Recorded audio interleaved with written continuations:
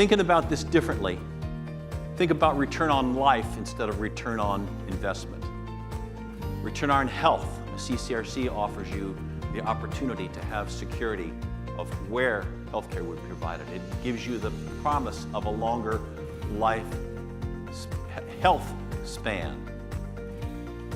It gives you return on relationships. You all know that social engagement is one of the big drivers and markers of good health. And as you have seen, the whole world of senior living has shifted from we give good care, we gotcha, over here to we give you good lifestyle.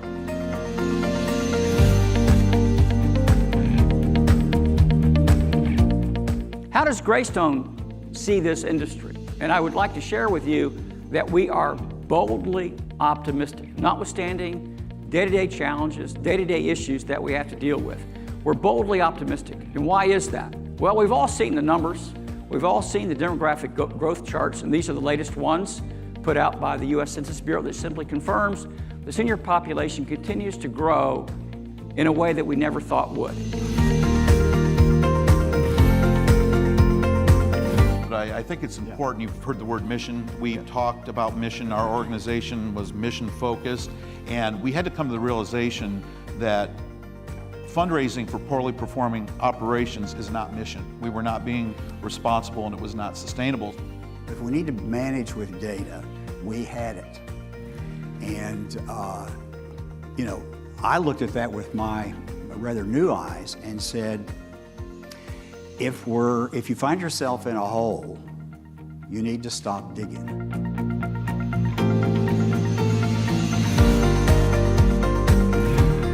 We are seeing a slowdown in the housing market, and part of that is due to affordability.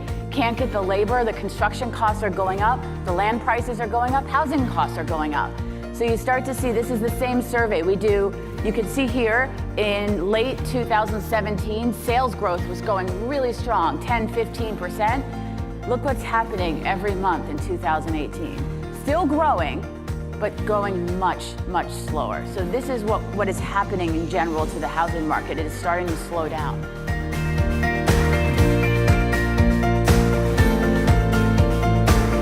We also know that just because they're a depositor does not mean they're going to be a move-in for us, which is where we get our revenue. So if we see that somebody starts disengaging with us during the journey, we can track that through our digital data and the different information that we collect, and we can help the marketing process to get them back engaged with us. Before we really have to do too much personal one-on-one, we can find this information out while they're in that state.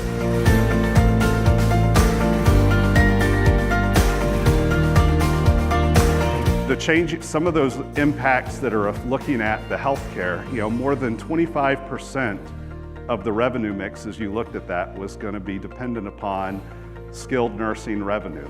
And we've heard a little bit about today that lengths of stays are getting reduced, that from a reimbursement standpoint that you're seeing a greater percentage of individuals that are participating in Medicare Advantage programs. And even though that's a Medicare reimbursement, that's putting continued pressure from a cost standpoint. That we're seeing from a hospital standpoint that the changes in the reimbursement environment for the hospitals through some of the bundled payment programs and others are really driving more individuals to be looking at admitting back to home and then getting care through home health. So that's reducing our pool of qualified prospects from a Medicare standpoint, but we have the continued pressure of regulations requiring increased staffing. There's wage and labor pressure on the operating costs, so we're seeing challenges on the revenue side, but no corresponding decreases on the expense side, so it's putting ongoing pressure.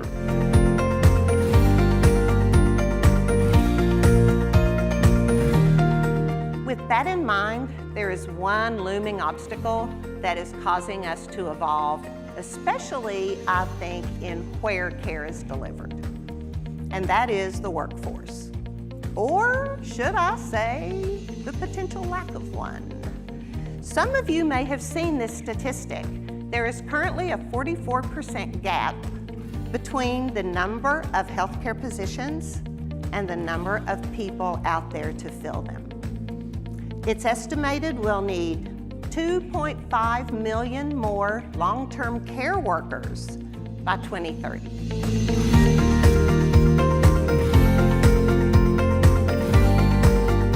The biggest difference I see today, and I don't think this is a big surprise to anybody because it's all over the news, is the imbalance between labor, the amount of skilled labor we have to produce our projects, and the amount of work in the marketplace. And as you can see from the chart that's here, we're at record low unemployment in construction, really below 5% now. And in a situation where we used to actually see seasonal fluctuation in unemployment in construction, particularly in the north during the winter, and there's almost none. So the labor market's really tight.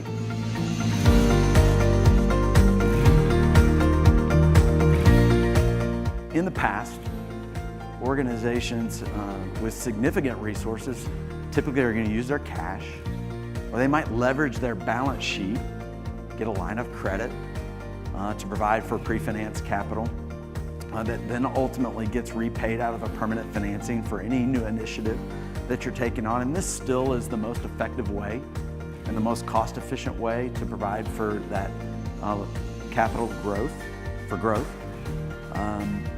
Some organizations, though, and many of you all in this room, may have limited resources. Or if you've got a balance sheet and want to protect it, you may want to mitigate that financial risk by accomplishing that funding of growth through third-party venture capital so that it's not leveraging that balance sheet as much. And so that third-party venture capital over the years and in the past has come with a fixed return, dollar return for dollar invested. It's been non-recourse, fully at risk until it's repaid out of that out of that permanent financing. And it's available, but I would say at a much higher cost even than what it has historically been because of the liquidity support requirements of the capital markets today that have been placed on it. And so that's shifted us to these bond anticipation notes as another means by which many of you all are starting to access growth capital.